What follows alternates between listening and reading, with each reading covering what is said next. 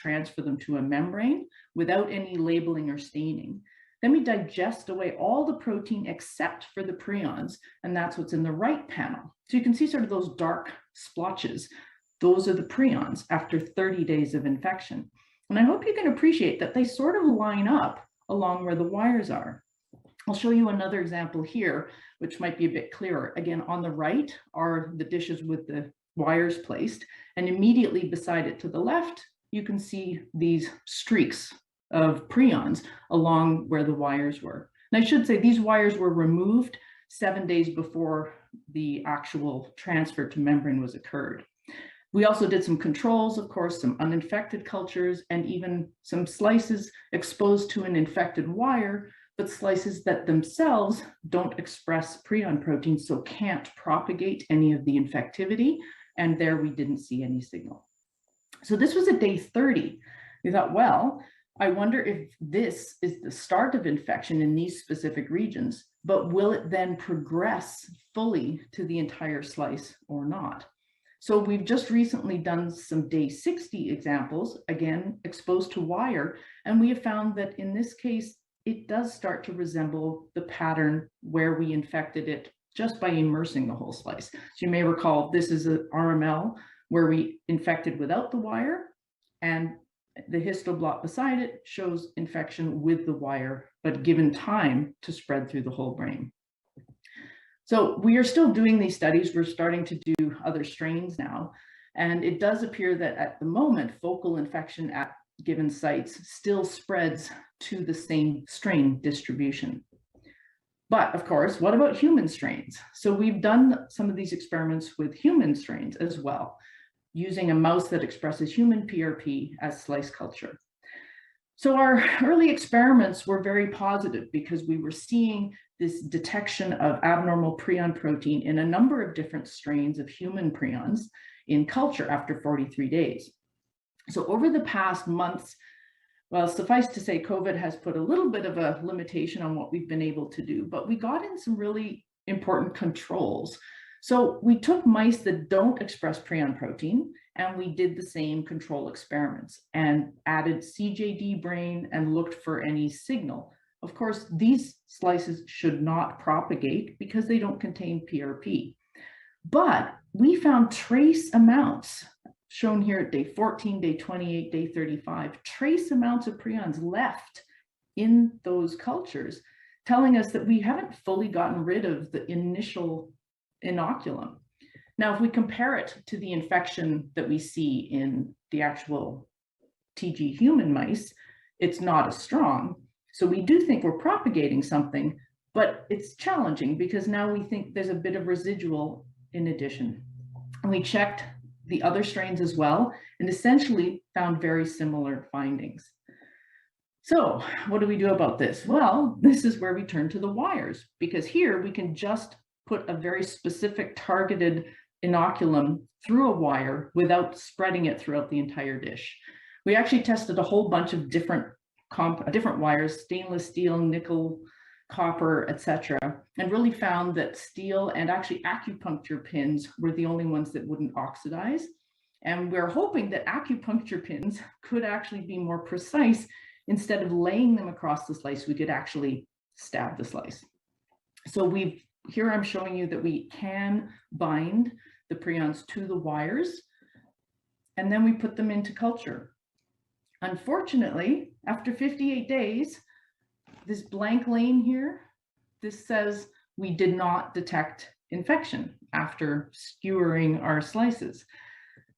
And when we went back and looked at the pins that we put into those slices, we couldn't find the prions on the pins anymore. In fact, we looked at a higher contrast, and really, if there's anything, it's really, really low level.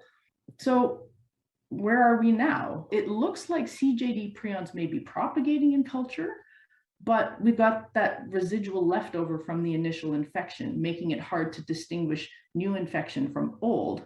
So we want a more precise way to infect them, and hopefully a more targeted way. So when we move to wires, it makes sense because we can target a particular area, there won't be residual anywhere, and they're working quite well for our rodent adapted scrapie. But so far, it seems like the pins themselves lose the CJD prions. So as often happens in science, it's not so much that you make lemonade out of lemons, but the question coming from an experiment sometimes leads to new questions. And our question now is, where did they go? Where did the prions go? So let's go back and think about this. I was suggesting that perhaps regions for specificity involved easier propagation or spread, but maybe some brain areas are better able to clear prions. So that is now leading us into the microglia. These are these resident macrophages. They're a sort of inflammatory cell, and there's a lot of literature growing on that they can be either good or bad in the context of disease. We know if you suppress them in culture, you can increase infection rates. So perhaps this is our next step in human cultures. And we want to ask, do microglia have a strain preference? Could they be the reason that certain strains preferentially target certain areas of the brain because they can be taken up by macrophages in those areas of the brain? So that is the story to be continued. And I want to, in the last few seconds, thank, of course, the people in my lab who've done the work. Here's a picture of us all pre-COVID, when I still had short hair and we could actually be together. Satish has done a lot of the work on the CJD cultures. Haley is another culture guru, as is Grant. And Leo has done a lot of work on analyzing the aggregate sizes. So with that, I will wrap up. Well, thank you, Dr. Sim, for that outstanding presentation. Just as a reminder, if any of you have questions, please enter them into the text box on the side of the screen. And then following Dr. Booth's presentation, we will have a question and answer period where Dr. Booth and Dr. Sim will answer as many questions as possible. So without further ado, it is my honor to be able to introduce tonight's second speaker, Dr. Stephanie Booth.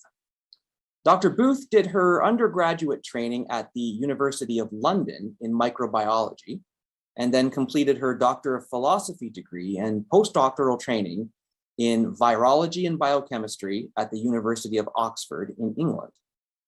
In 1997, Dr. Booth relocated to Canada, where she soon joined the Public Health Agency of Canada's National Microbiology Laboratory in Winnipeg, Manitoba.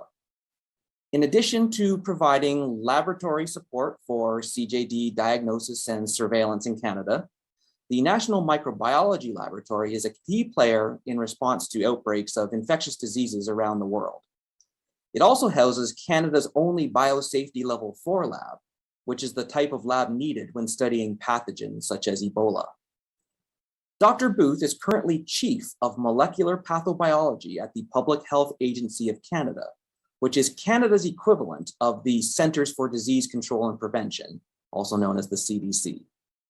She is also an adjunct professor in the Department of Medical Microbiology and Infectious Diseases at the University of Manitoba. Dr. Booth's research focuses on human prion diseases, including the development of innovative molecular techniques for CJD surveillance and diagnosis. These studies include identifying biomarkers for early diagnosis, the development of animal and novel cell culture models of human prion diseases, and the use of genomics to determine the molecular mechanisms by which prions kill brain cells. Dr. Booth is particularly well known for her groundbreaking research on the role of microRNAs in prion disease. Tonight, Dr. Booth will be talking about research connected to her CJD Foundation grant entitled Detection and Characterization of Rare Strains of Sporadic Creutzfeldt-Jakob Disease using a suite of novel biological and biochemical tools. Please join me in giving a warm welcome to Dr. Stephanie Booth.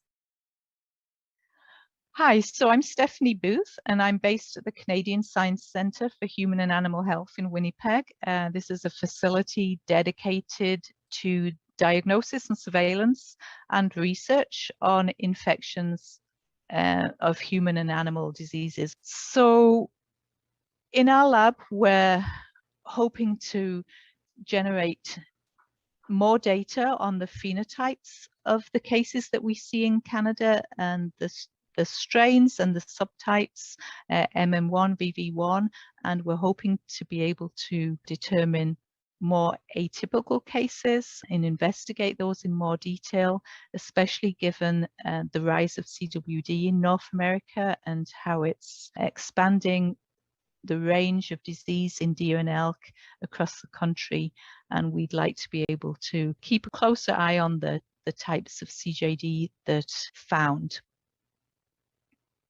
So to provide a focus for this retrospective study, we decided to use tissues from cases originating from Alberta and Saskatchewan. Given that these provinces are the epicenter of the CWD epidemic in Canadian deer and elk, we decided to assess the heterogeneity of CJD cases that already exist in these provinces as a baseline for enhanced surveillance.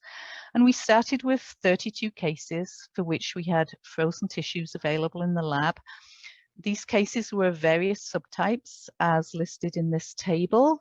And we also had information available such as medical histories, including any history of neurosurgery, and we have some brief description or history on whether these people participated in hunting or whether they'd consumed cervid meat at any time. So in the first instance, we decided to develop an assay that we could use to screen multiple samples simultaneously to assess for heterogeneity in the conformation of CJD prions. We hypothesized that variations in the prion conformation are intrinsic to the strain characteristics of those prions and ultimately to the disease phenotypes, and that these may be detectable by methods that measure refolding kinetics. So we therefore investigated whether the seed substrate pairing has a direct relationship to the conversion rate using the quick assay. So this slide provides a quick primer to what's happening in the quick assay, which you're probably fairly familiar with, but briefly, we add misfolded prions from a CJD brain homogenate, and this induces the refolding of the normal prion protein to produce aggregates. And using vigorous shaking, we break up these aggregates to amplify the number of seeds, and this can be repeated cyclically as a chain reaction. And usefully, the aggregated protein is detected with incorporation of a fluorescent dye. And so we hypothesized that when we have conformationally distinct CJD, they replicate with slightly different kinetics in multiple different substrates, so producing a kind of fingerprint for each type or subtype. So what we did was prepared a number of different substrates using full length and also truncated prion genes from different species. And so we measure the conversion rate by comparing the time at which fluorescence in a given reaction exceeds the predefined threshold, which we call the lag phase. And we correlated each plate using a standard on the run. So each run we use an identical prion sample and we can normalize each plate quite accurately, we found, with this method. And so in this first graph, we show how the lag phases in these three different substrates compare with, I think in this graph, there's about 25 cases on there in a bank vole, hamster, and a mouse protein substrate. So we found that this assay was rapid and scalable, and it enabled the direct comparison of these many different cases, as you can see. And we found that we have one major cluster and we have some outliers that I've colored in. So we see these outliers at the bottom of the graph and at this end of the graph. And when we correlated these outliers by looking at the biochemical analysis on a gel and by comparing with the clinical and pathology reports for these cases, we found that each of them had some atypical feature related to either their pathology or their biochemical Western blots.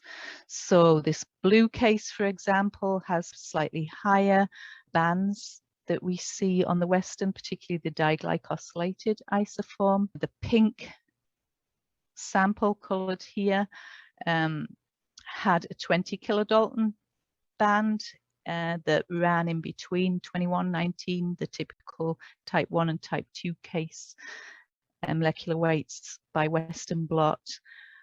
And this sample annotated in turquoise. It looked identical to a typical 1 case on Western blot. Here, the 1 cases are coloured grey, the V2 cases are coloured in brown, but it looked identical to a typical 1 case on Western blot. But when we did a denaturation assay, we found that it's had different properties. It seemed to be more stable by temperature. We can see here on the graph and on the plot, and we can see these 3 denaturation profiles for 3 different MM1 cases, and this was our atypical one that seemed to be more stable. So out of 18 or so MM1 cases that were all identical, this one did appear to be slightly different. So we do think that outliers are showing cases with atypical features quite accurately.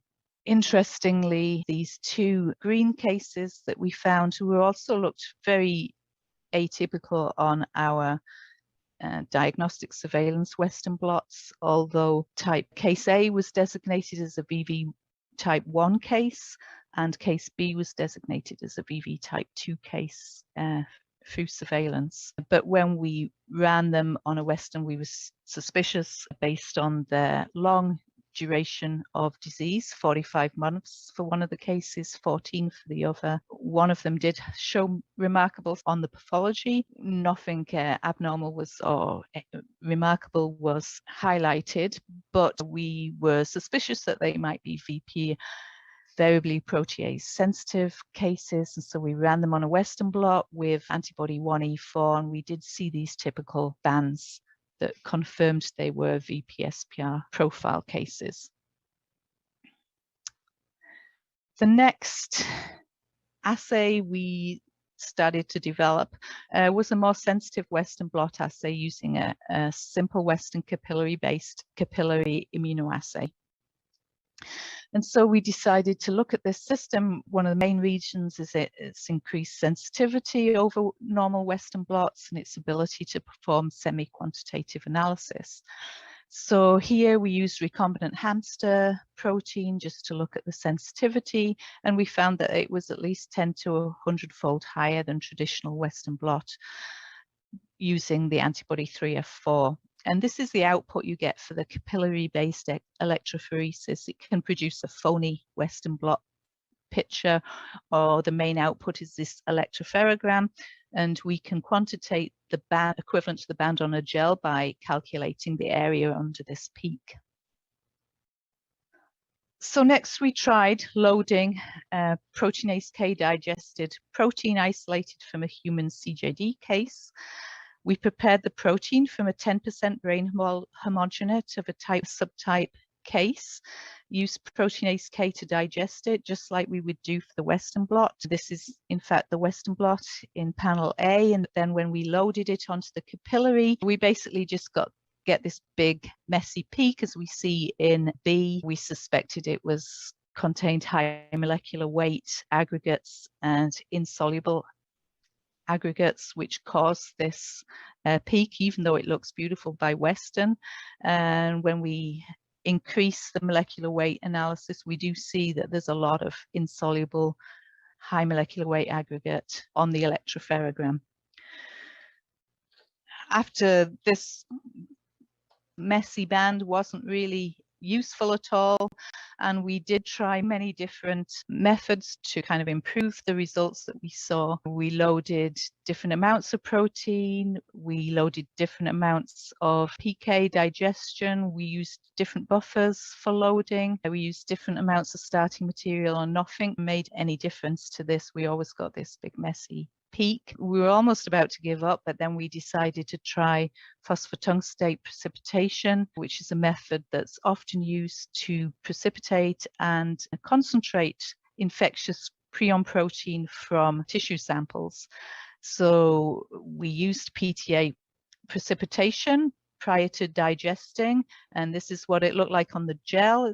It's the same starting sample that we used in the Western in A. The Western profile looks a little bit different, but when we loaded this protein onto the capillary, we saw a huge difference. We're immediately able to see our 3 glycoforms bands, the unglycosylated monoglycosylated and diglycosylated band. When we ran it out to look at high molecular weight, we did see a tiny little bit of aggregation, but basically all this big aggregated mess of protein disappeared. After PTA precipitation, we did use type 1 and type 2 proteins on the capillary, and in each case, we used about 40 samples, and in each case, we were able to discriminate type 1 or type 2 based on the electropherogram molecular weights. And particularly useful was the use of a lower matrix, a matrix that was that is dedicated to looking at tiny proteins, 2 to 40 kilodalton proteins.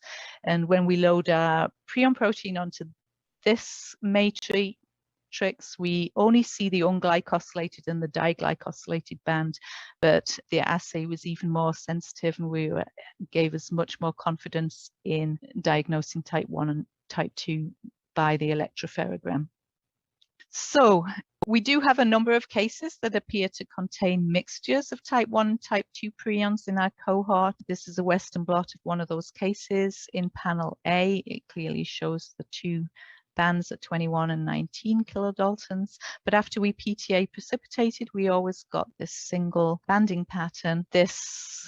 We thought this was unusual, and we actually picked out quite a number of different cases where we had these mixtures, and we always ended up with a single banding pattern after PTA precipitation. And when we run these on an electropherogram in panel B, we always get these nice peaks, no hint of a double band. So we went on from this to actually take PTA precipitated type 1 and type 2 proteins. We mix those together, and then we loaded onto the electropherogram, onto the capillary, and the electropherogram showed again a single band, but there was always a slightly wider band for the unglycosylated protein than the sharp peak that we see before. And so our conclusion was that if we have a mixture of bands, we can't discriminate as closely as 2 kilodaltons by the capillary analysis method. So given that the capillary was very sensitive for small molecular weight proteins on the matrix that was specially designed for 2 to 40 kilodaltons, we decided to look at the variably protease sensitive cases. Here we show the Western blot for those cases with antibody 1E4. I didn't show 3F4 because the bands were so faint. One of the cases was in panel B, one in panel C, and those were run with 3F4, and we clearly see these small bands with 3F4. E and F are the same cases run with antibody 1E4, which clearly shows similar pattern. This just shows the increased sensitivity of the capillary method, that we could use 3F4 with a lot of confidence in this case. And we actually can look at these two cases together by combining the electropherograms, and we can see we can look for subtle differences in the banding patterns of the tiny proteinase K resistant bands with quite a lot of confidence in discriminating the different sizes using the capillary. So we think it's particularly interesting or particularly useful technique for looking at variably protease sensitive cases and looking for small molecular weight bands. So next, we've just started looking at a new animal model to analyze our CJD cases. So we do have a colony of deer mice that our lab holds for various other infectious diseases. And so we decided to inoculate them with CJD and see what happened.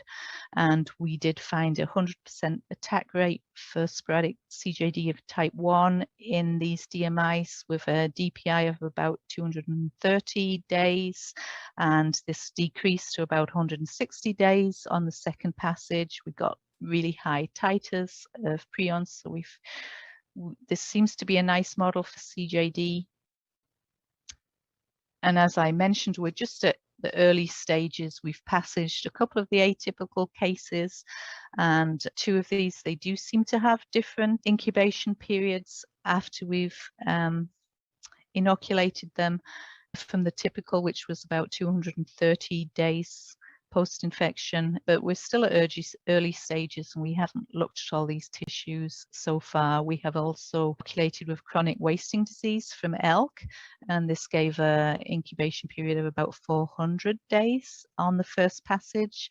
And we've also just started inoculations with V2, MM2, and some further atypical cases. So we're trying to develop this model and see how it goes. So that'll be something for the future. The animal model has been a little bit delayed due to COVID.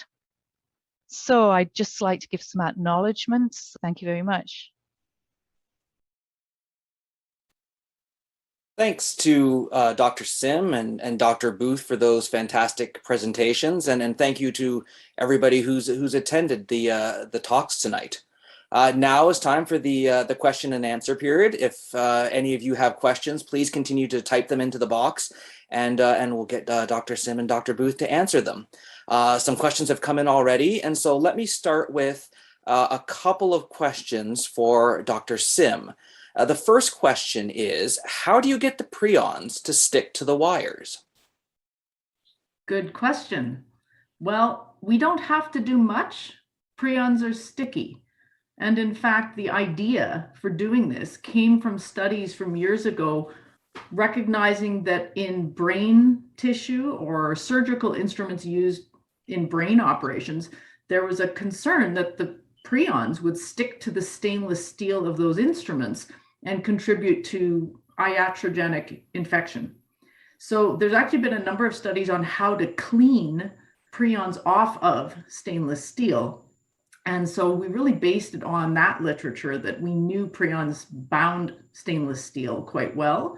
But we did expand it, as I mentioned, to a number of different compounds, different types of wires to see if there was one that was stickier or better to use. But in the end, to culture it for that long without it rusting or oxidizing, we found that stainless steel seemed to be the best. So we didn't have to do much to make them stick other than basically dry them down onto the wire itself. And another question that has come in is, first of all, everybody says, excellent work, Dr. Sim. Just get that in there. Oh, thank you. The question is whether there are any tools or probes that could be used to monitor prion localization in other cellular and subcellular organelles in your slice culture assay. Very good question. So it comes down to, where are the prions, which is what we're very interested in answering. The trick is how to see the prions. And we have a couple of options. The first is to kill our slice, mush it up, run a Western blot, and get a sense of whether there are prions in there. Obviously, that doesn't tell us where in the slice the prions are. The other method I showed was to transfer it and do this imaging blot to get a general sense of where it is on a macro scale within the slice itself. When we start to zoom in to see the prions, we are just at this stage. We need to discriminate what is the normal prion and what is the misfolded prion. Because right now, the tools that we have involve antibodies. These antibodies recognize prion protein, but they don't discriminate between the normal form of the prion protein and the misfolded form of the prion protein. Now, if I do that blot, I can use an enzyme to digest all of the normal proteins away, leaving behind this fingerprint of prions. But if I'm trying to look at a cell and the organelles inside the cell, I can't really digest away everything, because then I may see the prions, but I don't know what cell they were in. So that's the trick right now about figuring that out. If we fix the slice, label for prions and organelles, we can try to compare infected slices and uninfected slices to tease that apart. But right now, our only indication that it's the misfolded prion protein is if it's kind of clumped or stuck together a bit. And again, that's not as precise as we'd like it to be. And we'll add one more thing, because we have been thinking about this. And at one point, we were toying with the idea of basically using a hydrogel that could expand our slice, essentially pull apart into a grid the entire contents of the different organelles and slices, and then fix that in structure with all the labels in place, then digest away the proteins, leaving behind the fluorophores that show me where the cell bits are, then go in and look for prions. Anyways, needless to say, that's complicated. And we played with it a little bit and created some interesting gelatinous brain things, but we haven't made that into a work of art yet, but maybe we'll explore that further. Gelatinous brain things. Yeah. Sounds appetizing right around dinner. It was kind of wild. I have a very creative PhD student. Let's put it that way.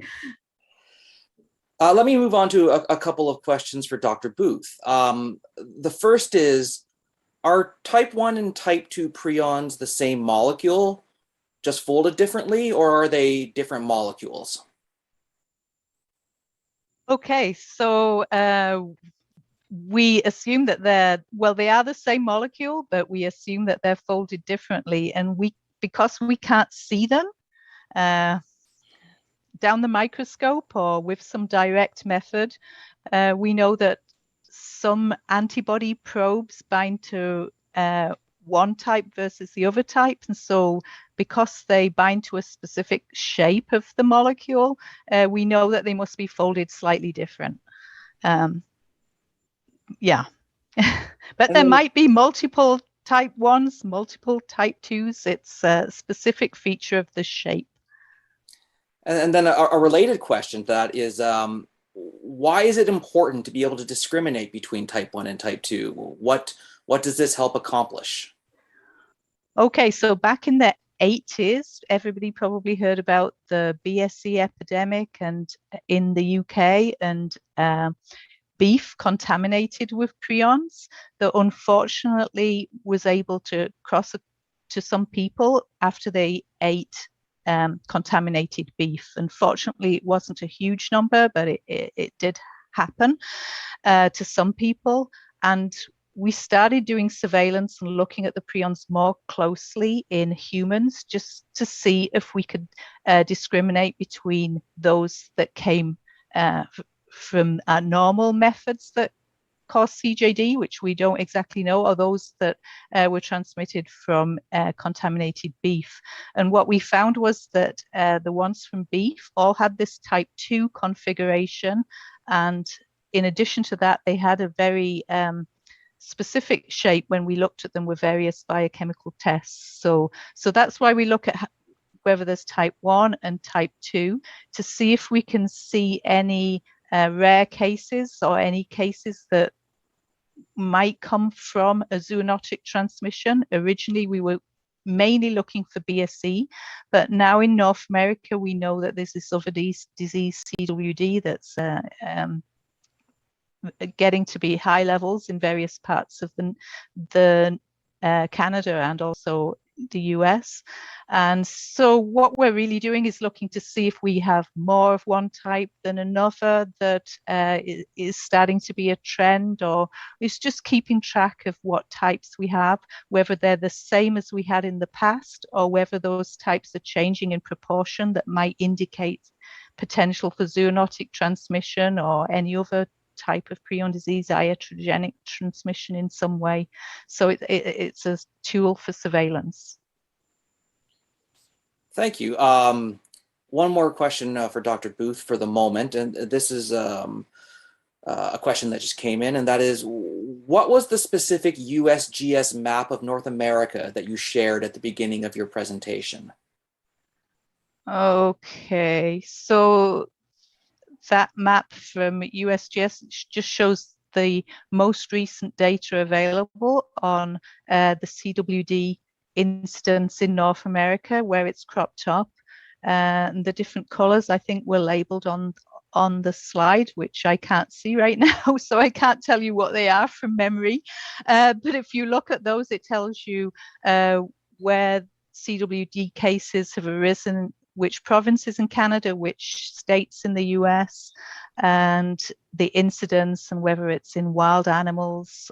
Yeah, so it gives you an idea of CWD. And if you go to the UC GS website, you can see data, yearly data, monthly data going back sometimes. So you can actually look at how CWD is spread throughout North America over the last few years. All right, let's go back to Dr. Sim now. Here's another question from the audience. It says, given your results, does this mean that microglia might be used to clear prions and cure CJD? Sure. I wish that was as simple as an answer. As many things are in biology, there's the good, the bad, and I suppose the ugly. In microglia, they can do a lot of good, but they have a bad side too. If you think about it, they're the inflammation cells of the brain, and their goal is to clean up and to get rid of stuff we don't want in the brain. The challenge is if you have ongoing inflammation and they're revved up for a long period of time, they release toxins effectively that damage the structures of the brain. So it's a balancing act between clearing what you don't want, but not going crazy so that you digest away parts of the brain itself. And I think with prion disease, one of the many things that fascinates me about this disease is the timing of events. What triggers the next step? We know that there's a conversion happening at the beginning of the disease, we think, but it is a long time of conversion happening before we actually see the aggregate that's resistant, and even longer before we start to see pathology and then clinical symptoms. So what is the link? How does that connect? And is a microglial response early on beneficial in helping keep things under wraps and clearing things? But later, if things are out of control and the microglia can't clean up anymore, could they do more harm? So it's not as simple as just saying, well, let's turn up the microglia. It may all be about the timing, which, as many of you may already be aware, in prion disease is a big challenge because the disease is so fast and probably starts well before we see the symptoms. All that being said, we are definitely hoping to look at that because we have the microglia in our culture. We know how to turn them on and we know how to suppress them, and then see if we can make a difference in what happens in the infection. Can you use the brain slice assay to identify or test drugs for treating prion disease? Absolutely. And we have done some of that in the past. It's not fast, it's not high throughput, but you can do it. And people will screen, thousands of compounds in these, 96 or what's the next multiple, 382, whatever, giant plates to look for compounds that block conversion. So the prion protein changing shape, with the hope that if we use those compounds, it will lead to benefit in the brain or in the animal. The trick is, as I say, if you already have conversion happening and it's triggered a cascade towards cell death, is that going to be enough? The nice thing about the slice model is we have both conversion happening and cell death happening. So it allows us to choose our timing of treatment if we block conversion or if we have something neuroprotective or both. And I still propose that it's more than one agent that is going to be necessary to help people with this disease, not just blocking the conversion component, but addressing the cell death side of things. That is where I think a brain slice culture is really useful, because I can add multiple things all at once right onto the brain slice itself. In an animal model, you have to administer the drug. You're not always sure how much gets into the brain, the timing of it, and what it's actually doing during the disease until the end of the disease course. That being said, that means you need the drugs. So that's where we need the ideas, the drugs, the compounds that we think have a chance of working, and then test them in the culture. Dr. Booth, a question from the audience. How many different ways are there in which PRPC can misfold? Are we talking a handful or hundreds?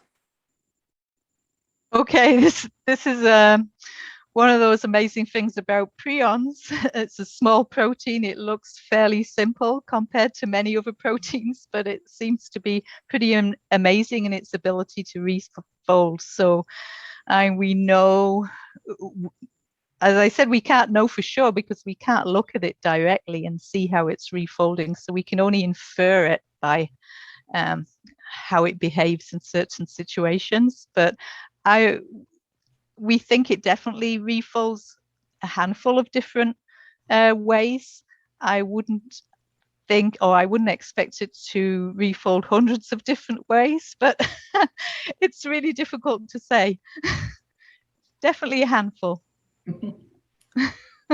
And I mean, And there maybe may also be other things that influence that. There could be lipid interactions with it, different glycosylation, different sugars that are bound to the protein. Yeah, different things that influence that. So that may also be playing a role in the phenotype of the disease apart from the actual protein refold. So, but we just know very little about that. I was going to add, if I can. Oh, were you going to? Sure. I was saying we also know we can take this protein, the normal form of it in a test tube, and make it misfold into different shapes. And those shapes are not causative of disease. If we inject those into an animal, we don't trigger disease. So not only can the prion protein turn into multiple different shapes, some of those shapes are not relevant to disease, just, to confuse things. Yeah, I think Dr. Sim makes a very good point. And even in the RT quick assay that Dr. Booth was talking about, it's such a useful diagnostic test, but yet the things that you are producing in the plates aren't actually very infectious. And so therefore you're not amplifying and multiplying prions in a plate when doing this. And therefore it's a relatively safe diagnostic test. Dr. Booth, if I may ask a question on my own, at the end of your presentation, you showed this very striking result that CJD prions transmitted really well to mice expressing deer PRP. Now, I was just wondering if you could explain a little bit more about what you think the implications of that are, and whether or not the converse is true. Do CWD deer prions transmit disease to mice expressing the human prion protein? Okay, yeah, just to clarify, that wasn't a transgenic mouse. It's actually a deer mouse, Peromyscus. Okay. So it's a type of vole, and it's one of those things that we did because we can't breed mice in our facility, so we don't have a huge range of transgenic mice, and we can't have colonies, so we don't have any bank voles. But there is a colony of these deer mice in the University of Manitoba, so we kind of just tried them out to see if we could transmit CJD. And there had been a previous study in the US that transmitted CWD to those, but it took 550 days or so for the animals to get sick. So we were expecting something similar with human CJD because we expected it to be similar because in bank voles, the transmission is similar at 200 days. But then we were surprised that when we did inoculate with CJD, it came pretty quickly. So we have this model now, which is unlike bank voles. They don't get the disease CWD or CJD at a similar time. It takes a long time to get CWD and a short time to get CJD. So we figure we might use this model to see if any CWD strains are more transmissible to humans by seeing if the incubation period is reduced in those mice. So it was just a fortuitous model that kind of worked for us as a wild type animal model. So yeah. Can I have some to put in slice culture? Yeah, well, we were wanting to do some slice culture too with these mice, but we've not been allowed to do that due to COVID. So we can't do slice culture things, but we have been allowed to do the infectivity. Bigger, yeah. Yeah. Who knows why? But well, we know why because we don't have much facility for animals at the moment. It's all been, yeah. Yep. All right, I have, there's one more sort of very specific question for Dr. Sim, and then I want to get into a couple of sort of more general questions for both of you, big picture sort of things. The question for Dr. Sim is there an appreciation for the possible preference of prions to stick, e.g. Stainless steel versus copper? How does the stickiness to stainless steel compare to brain tissue? So, oh, sorry. Speaking of sticky, my puppy, this is my COVID therapy right here. So we didn't do a detailed analysis of degree of stickiness to the different compounds, as much as look at would they first stick and secondly not oxidize or disintegrate during culturing in the media. So we do get binding to copper, but again, you leave copper in a liquid environment and then it oxidizes. So that's why we didn't persist in using it. So I don't have a detailed analysis of binding to those different compounds. There may be some older literature on it though. I could probably dig up when people were looking at tools, surgical tools, and was there a substitute or something else they could use instead? So I think there's a bit of literature on that I just don't have at the top of my head. But from our own studies, we mostly just tried to find something that worked for our purposes and ran with that. I don't know if that answers the question. Oh, and then in terms of its stickiness to the brain itself, if you mean when we expose the slices to the prions and then wash it and we see a little bit left, I can tell you that we have been doing this for many, many years with a number of different strains. And it was a surprise to see this because at least with the rodent adapted scrapie strains, so coming out of mice, we don't see this. So there is something different in this CJD brain homogenate, recognizing it's also human brain. So there is something about it that definitely is different to work with compared to what's passage through mice. But I don't know if it's the prions or something else in that brain material. I just don't know. All right. A question that is almost always the first topic of conversation that comes up between conversations, among scientists these days, and indeed it was actually posed by a member of tonight's audience as well, is how has the COVID-19 pandemic affected your ability to do research? And maybe we'll start with Dr. Booth. Okay, so I'm working in the National Microbiology Lab, so it's a public health agency lab. So pretty much we've been able to do research, but on COVID. So we've had to switch focus a little bit. Our staff have been deployed to work on COVID surveillance and COVID sequencing and COVID diagnostic projects and all sorts of things, wastewater detection. So that's really affected our ability to do prion research because all our staff are deployed. So basically the work has been done by the couple of grad students that are left. And even they were kept out of the lab for many months till, yeah. So it's really hampered our ability to do prion research, but we have been able to do some interesting research on COVID. So yeah, just being flexible. Dr. Sim? Yeah. Well, it's a complex question because I'm also a clinician.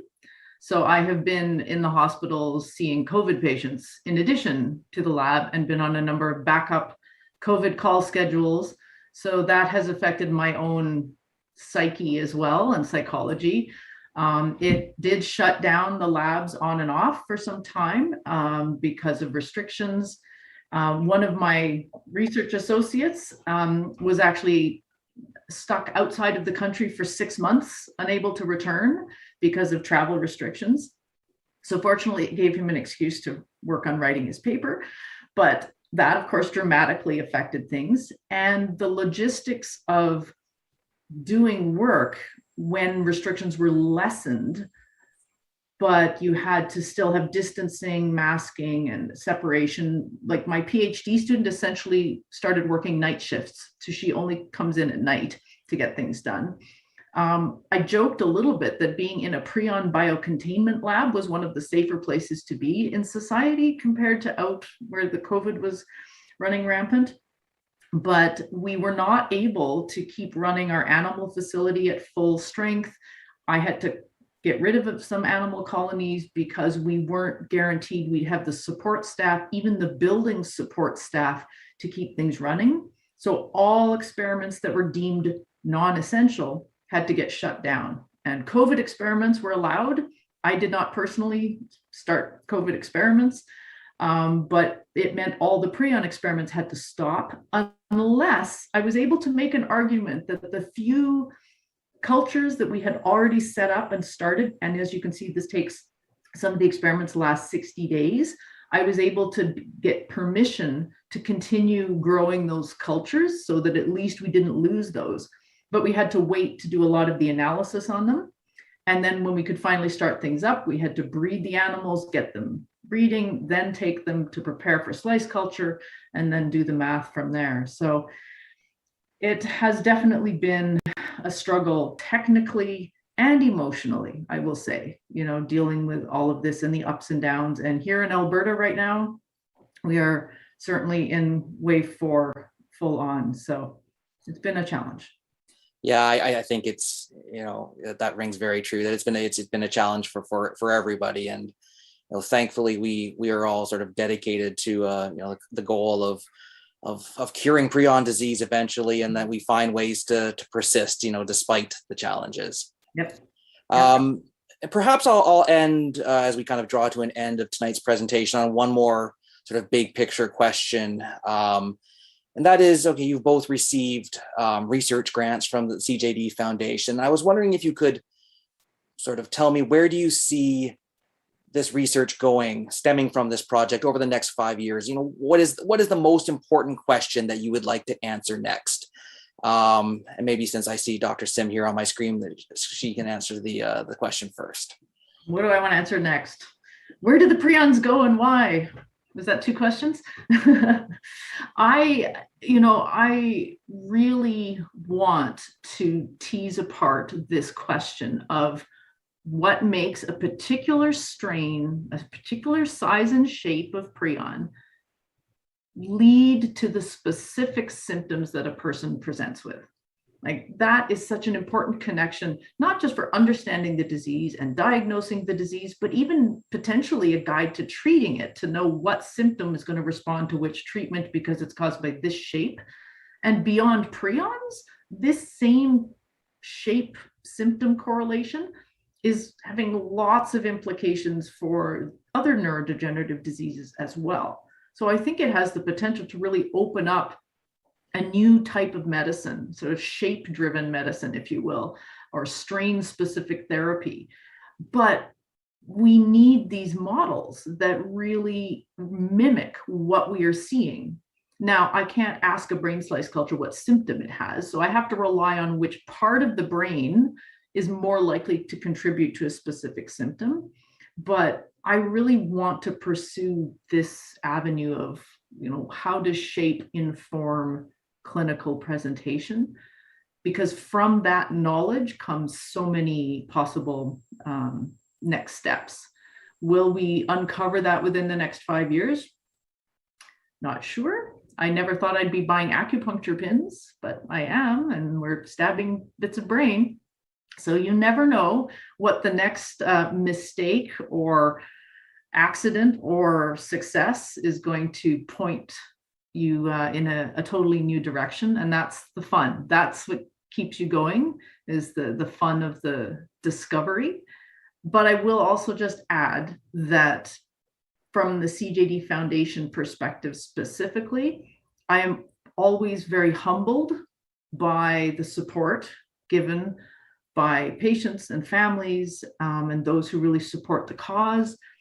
This kind of research is tough, it's challenging, lots of roadblocks, and to know that there are people out there rooting for us who are really vested in it certainly keeps me going as well. So thank you.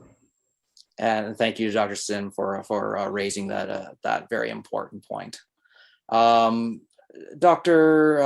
Booth, where do you see this research project going for you over the next 5 years, and what important question do you want to answer next?